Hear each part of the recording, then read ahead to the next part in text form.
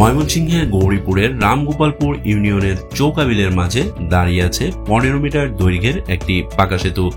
কিন্তু কোটি টাকা ব্যয়ে নির্মিত পাকা সেতুটি জনসাধারণের কোনো কাজে আসছে না।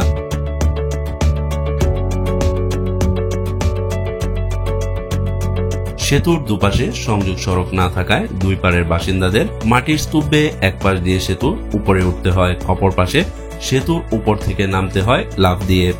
20 টাকার সেতু, একবার উঠান লাগে মাটির চাকা দিয়ে সিঁড়ি ভাই ওইটা, আর একবার নামান লাগে পাল দেয়া, এছাড়া উঠার কোনো ভাও নাই। স্থানীয়রা জানান, ঠিকাদারি প্রতিষ্ঠানের গাফিলতি ও নির্মাণ কাজের ধীরগতির কারণে দুই পারের বাসিন্দাদের দুর্ভোগ পোহাতে হচ্ছে। সেতু করছে, রাস্তা তো বাড়ি হচ্ছে না, আবার উঠতে খুব ঝামেলা করে। আমরা নিজেরা 4 নদী মাটি আনিয়া প্রতিবেশীরা আনিয়া মাটি কাটছে না, কাটতে এখন মাটি তো কাটতে নিচে গা, এখন আমরা বস্তা দিয়ে আহি আবার বস্তা দিয়ে সেতু উঠতেছি। ব্রিজ হওয়াতে তো অনেক উপকার, কিন্তু এখন তো আমরা দুর্ভোগ আরো বাড়ছি।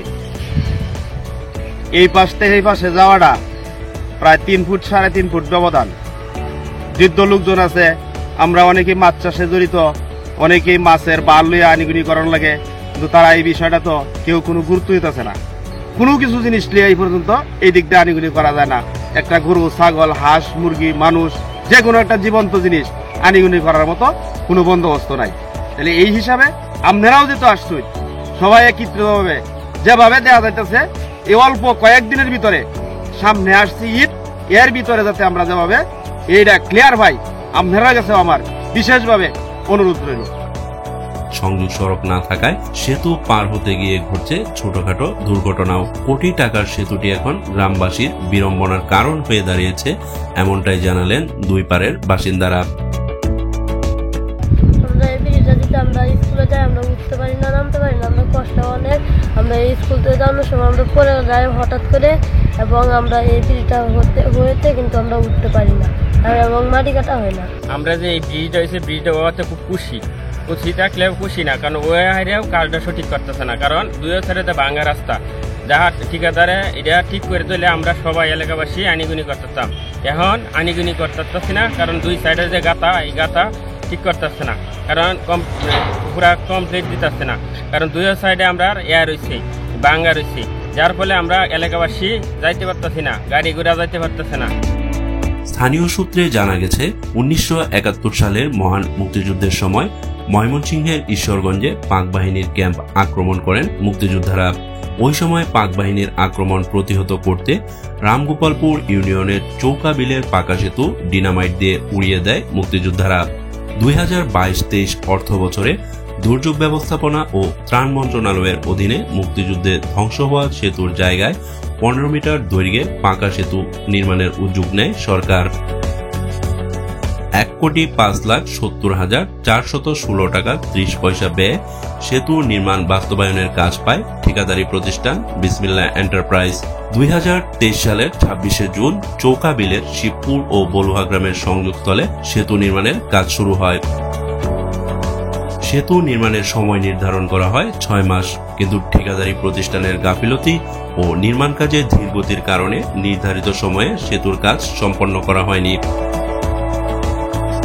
পরে কাজের মেয়াদ কয়েক ধাপে বাড়িয়ে 2025 সালের 30শে জুন পর্যন্ত করা হয়।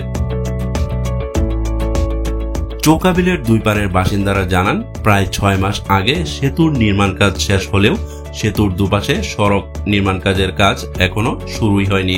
ফলে বাধ্য হয়েই শিবপুর ও বলুহা সহ কয়েক গ্রামের মানুষ ঝুঁকি নিয়ে সেতু পারাপার হচ্ছে। মুক্তিযোদ্ধারা এই ব্রিজটা ভাঙাচ্ছি, তখন এই ব্রিজ এখন নৌকা জানিয়ে করছি, তখন আবার সেই ব্রিজটা হয়েছে, তখন এই রাস্তা মাটি টাটি কাটা নিতে হয় না, তখন যেভাবে মাটি কাটান যায় এটা একটা ব্যবস্থা করে দেওয়া হয়। বর্ষাকালের আগে যেন সেতুটা সংযোগটা ঠিকমতো করে দেওয়া হয়, নয়তো আমাদের অনেক দুর্ভোগ। এই ছেলেমেয়েরা রাস্তায় দিয়ে চলাচল করতে পারে না, স্কুলে যেতে পারে না। তো আপনাদের কাছে দাবি যেন খুব দ্রুত যে কাজটা উনি করছে, উনি যেন খুব দ্রুত এই কাজটা করে দেয়। তাদের দাবি, বর্ষার আগেই যেন সেতুর দুপাশে সংযোগ সড়ক করা হয়। ব্রিজটা হয়েছে কিন্তু মাটি কাটা হয়েছে না, রাস্তা ঠিক হয়েছে না। রাস্তা ঠিক করার জন্য যাতায়াত করা অসুবিধা হইতেছে। এমনকি আগে তো নৌকাতে যাওয়া যেত, এখন তো নৌকাতে যাওয়া সম্ভব হচ্ছে না। আমরা দেখুন এই অনেক দিন হয়েছে ব্রিজ হয়ে গেছে, রাস্তার জন্য আমরা যাতায়াত করতে অসুবিধা হইতেছে। ব্রিজটা যে হয়েছে এই যে সেই সাইডে যে বাড়ি কাটছে না, এই সাইডে যে বাড়ি কাটছে না, মানে আমরা কিন্তু আনিগুনি অসুবিধা হইতেছে।